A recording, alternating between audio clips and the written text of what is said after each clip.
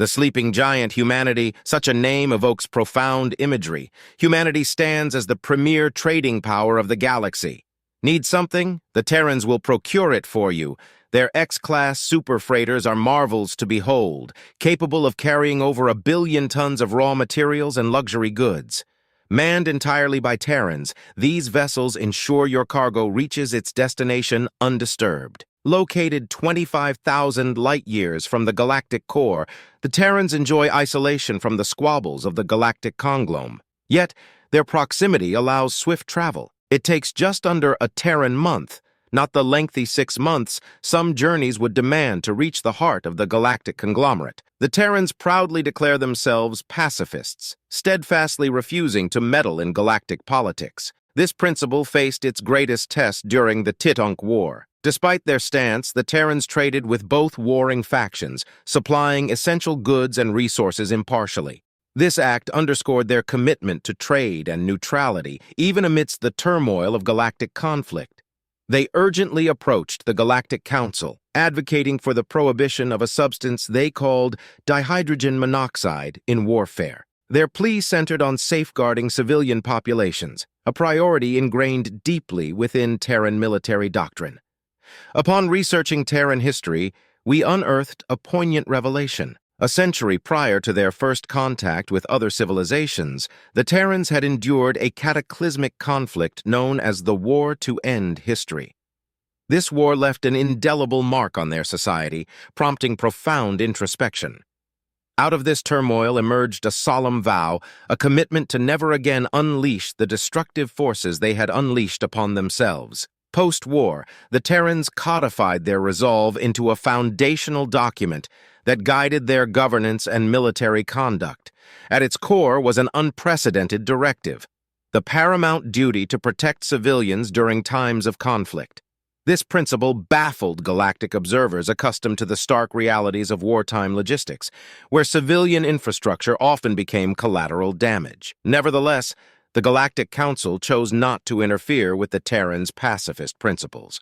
Despite their initial skepticism about concepts like sparing water sources to maintain factory productivity during wartime, the Council respected the Terrans' autonomy to uphold their ideals. When the Terrans witnessed the Tit forces bombing IMA, a prominent galactic hub, their distress was palpable. This event starkly underscored the stark contrast between their pacifist ethos and the brutal realities of galactic conflict.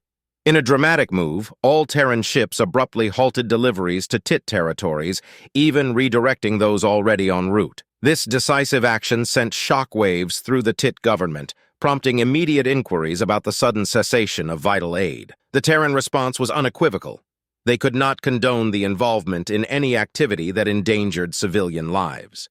The Tit response was one of outrage, interpreting the Terran embargo as a de facto declaration of hostilities. Despite their fury, the Tit were geographically and militarily incapable of mounting any direct challenge to the Terrans, situated as they were thousands of light-years apart.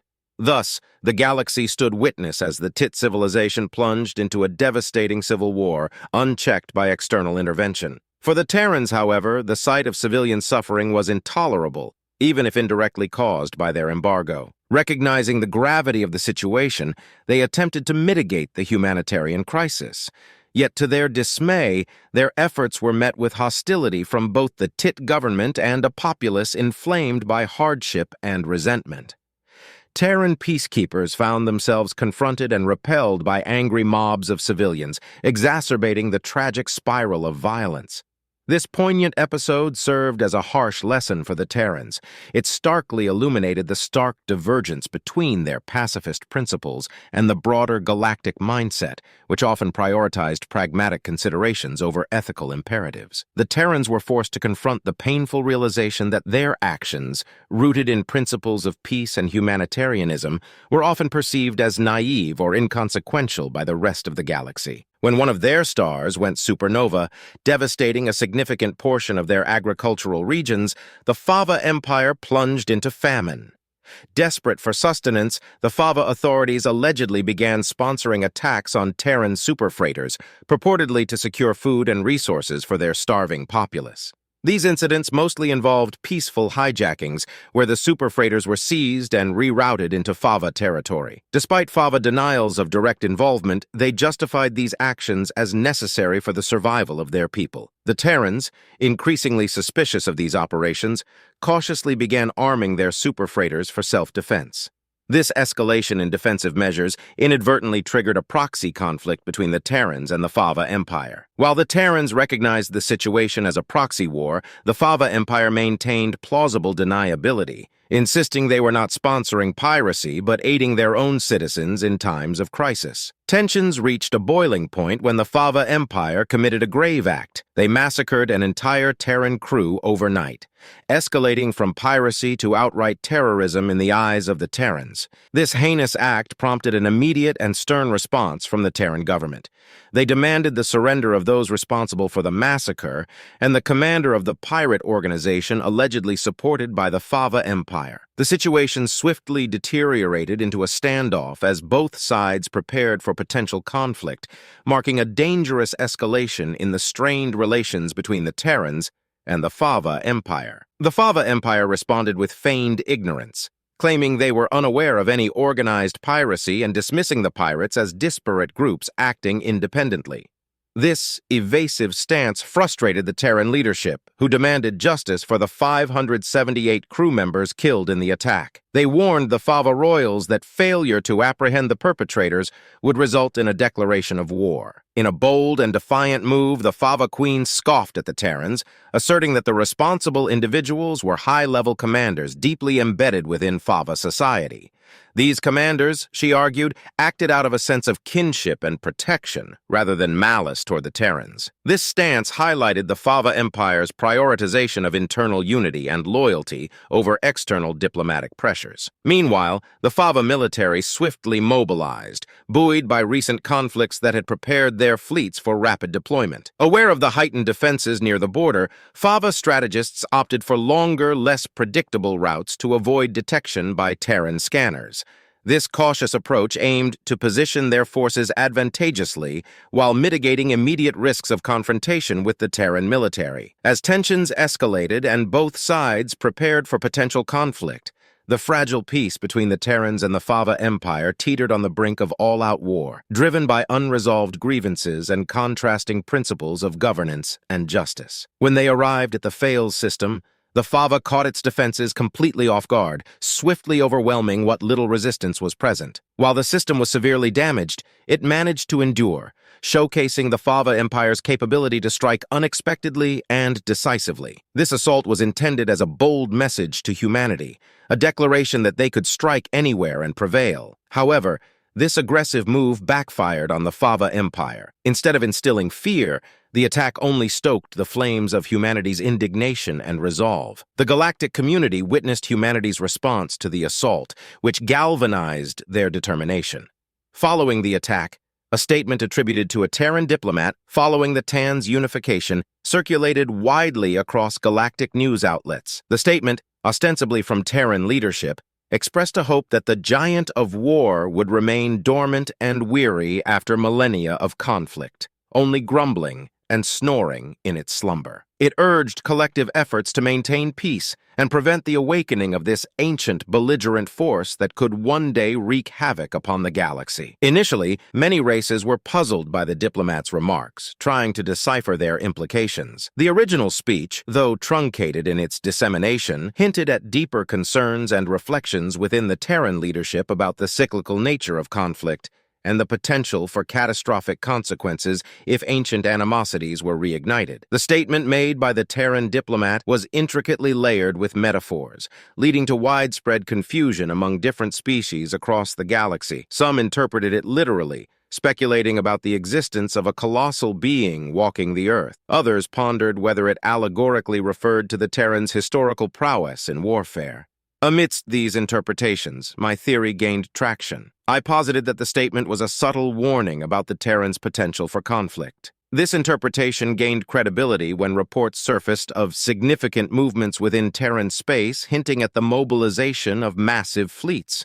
However, these reports were dismissed upon closer inspection, revealing that the movements were attributed to routine activities of Terran superfreighters transporting large quantities of raw materials. Despite these misunderstandings, the Fava Empire persisted in their aggressive actions. Each subsequent attack on Terran assets showed increasing levels of resistance, resulting in mounting losses for the attacking fleets. Faced with these setbacks, the Favia commander made a strategic decision to reposition their forces and claim victory prematurely.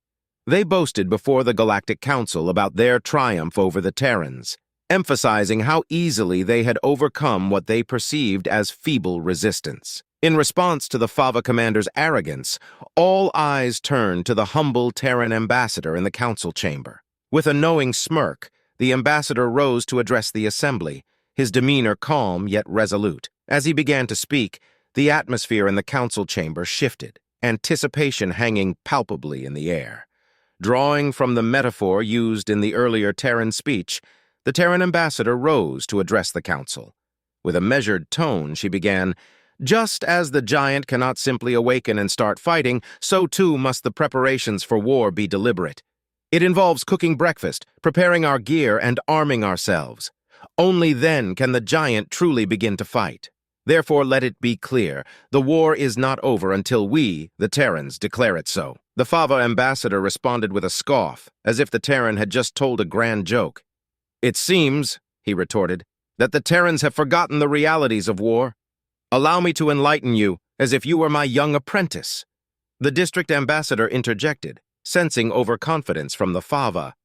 "Be cautious," he warned the Fava ambassador, "for the Terrans speak with wisdom forged through ages of peace." Undeterred, the Fava ambassador continued, "You and your race seem to be akin to iron, but do not forget, ambassador," he sneered, "that even iron needs to be heated sufficiently before it can melt. Sometimes, placing it in the fire too soon achieves nothing. You are the iron, and sooner or later you will begin to feel the heat." At this challenge, the Terran ambassador stood tall and resolute. Her bright blue eyes flashed with intensity as she countered, "A forge does not simply ignite to the point where it can melt iron. It requires patience and precision. Similarly, our resolve and readiness will be tested, but know this, we will not yield." The council chamber fell silent, the tension palpable as the metaphorical exchange underscored the escalating conflict's stakes. Each word spoken carried weight, reflecting the deep-seated differences in perspectives and strategies between the Terran, Fava, and district representatives. Unbeknownst to all, a covert operation was underway within Terran space. Old designs and concepts thought long abandoned were resurrected in the sprawling factories orbiting great gas giants. Hundreds of millions were mobilized, preparing diligently for what lay ahead, a conflict of unprecedented scale. Meanwhile, Terran scientists toiled tirelessly, crafting formidable weapons capable of devastating entire planetary atmospheres. In the depths of Terran territory, an armada of unprecedented magnitude silently amassed. Spanning entire solar systems, it stood poised at the Terran borders, a formidable barrier awaiting the moment of activation. This monumental preparation remained shrouded in secrecy, a closely guarded secret, until the day it would be unleashed. That day arrived on January 25th by the Tan calendar.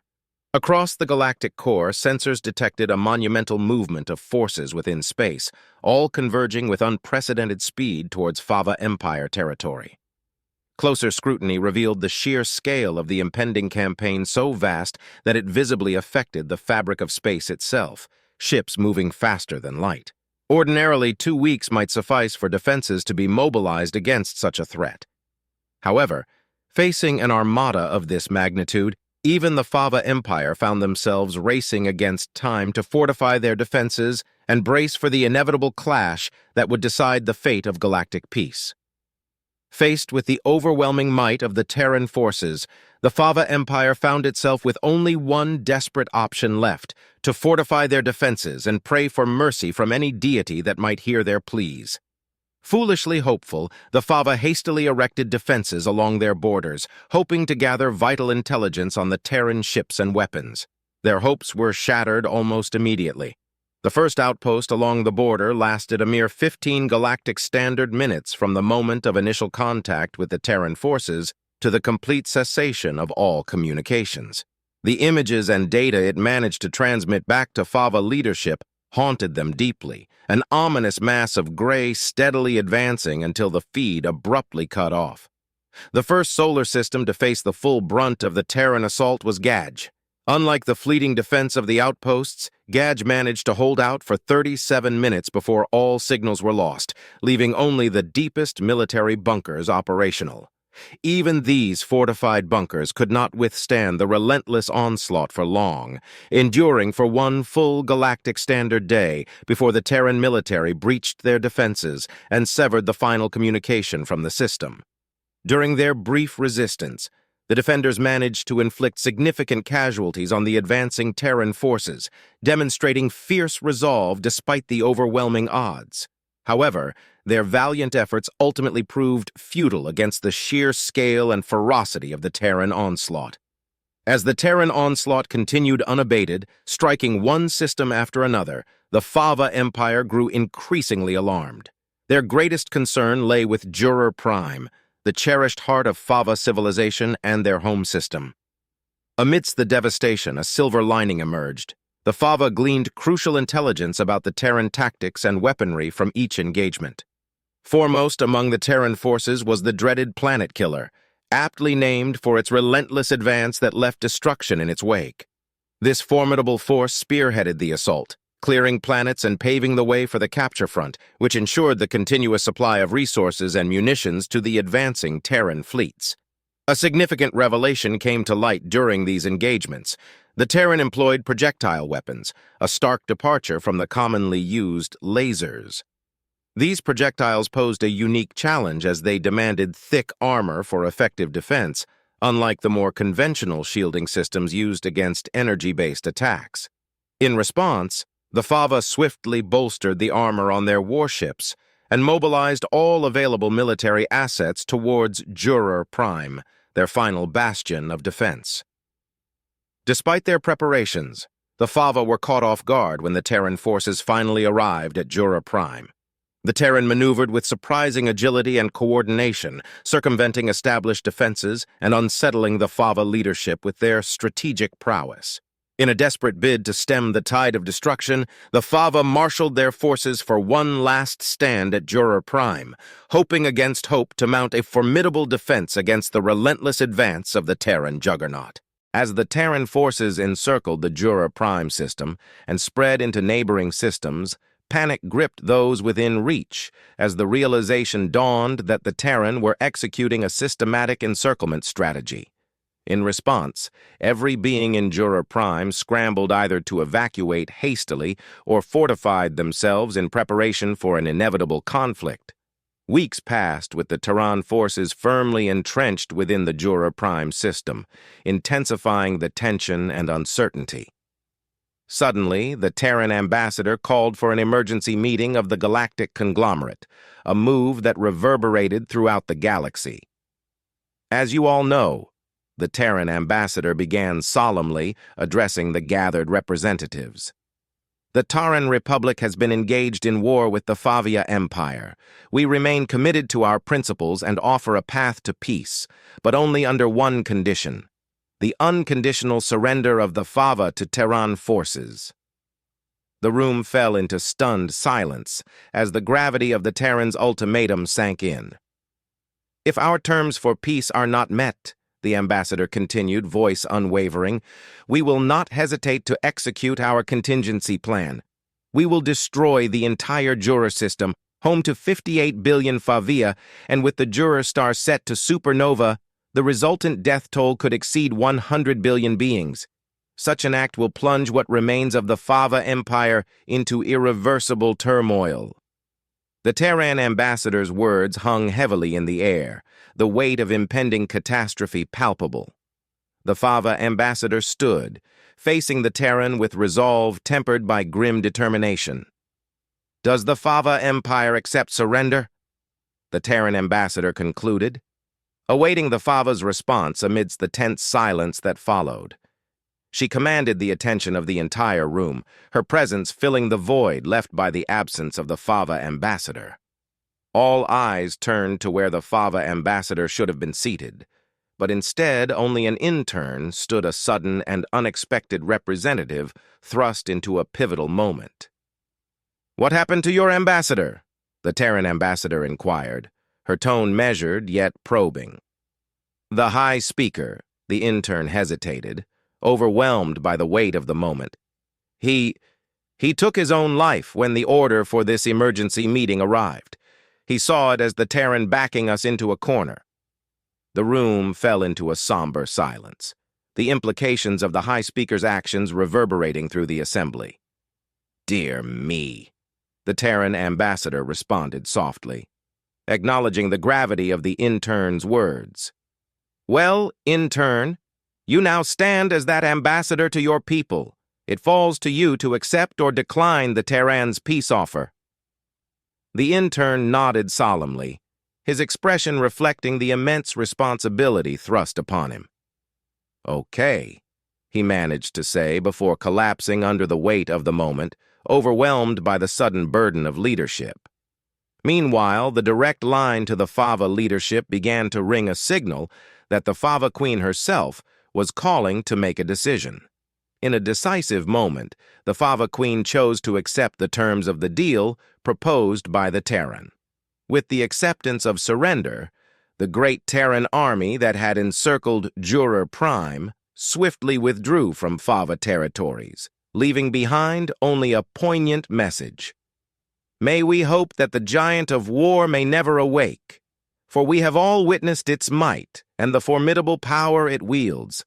May it only grumble and snore, dormant once more." The galaxy watched with bated breath as the tension of war dissipated, replaced by a fragile peace born from the stark realities of conflict and the courage to choose peace over continued devastation. In its deep slumber, we must all endeavor to ensure that the giant remains undisturbed. The lessons from our past mistakes must guide our actions, for one day, should the giant awaken anew, it may stride upon this earth once more, a specter of defiance against us all. Our duty now is to foster understanding, nurture diplomacy, and cultivate peace so that the giant's turbulent presence remains quelled, allowing harmony to prevail across the cosmos.